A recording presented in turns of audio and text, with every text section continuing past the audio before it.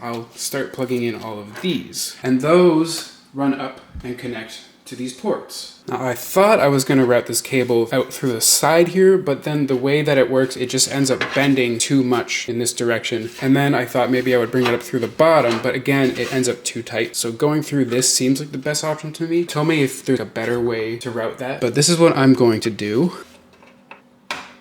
I unplugged the cable just because I wanted to show you, which by the way, this thing has a death grip on this cable once you plug it in. That was not easy. It is kind of weird because in the tutorial that I'm watching, he says that it should be labeled JUSB, but this one's not. That's in.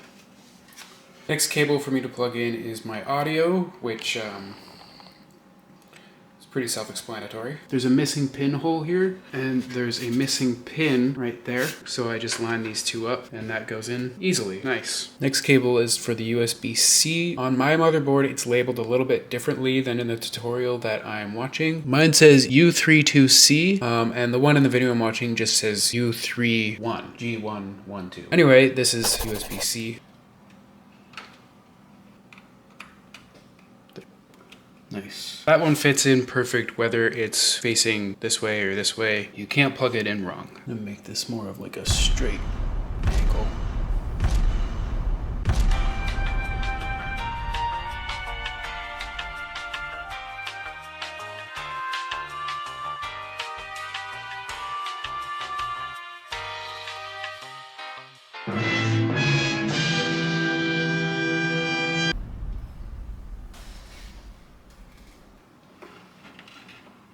So now I have the USB cable from the fan hub in the back, and that plugs in to one of these USB ports.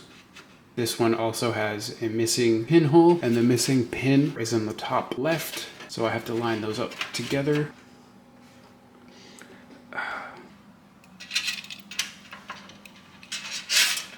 These tinier cables gave me a little bit of a tiny issue, but luckily enough for me, it was only tiny. As you can see, the connection that I was looking for is supposed to be labeled as JFP1. On my motherboard, I didn't find that, but right below my finger, it is labeled with this little diagram down here. Plus and minus LED, plus and minus PW, which is power switch, then plus and minus HD, and minus plus RES, which is reset switch. So those are all of the pins for the connections that I need for my tiny wires.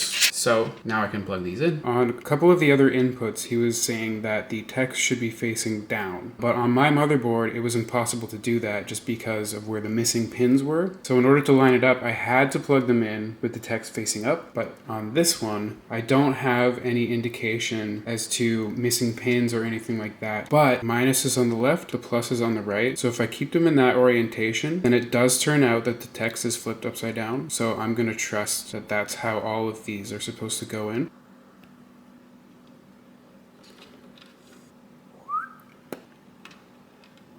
Power SW. That's it.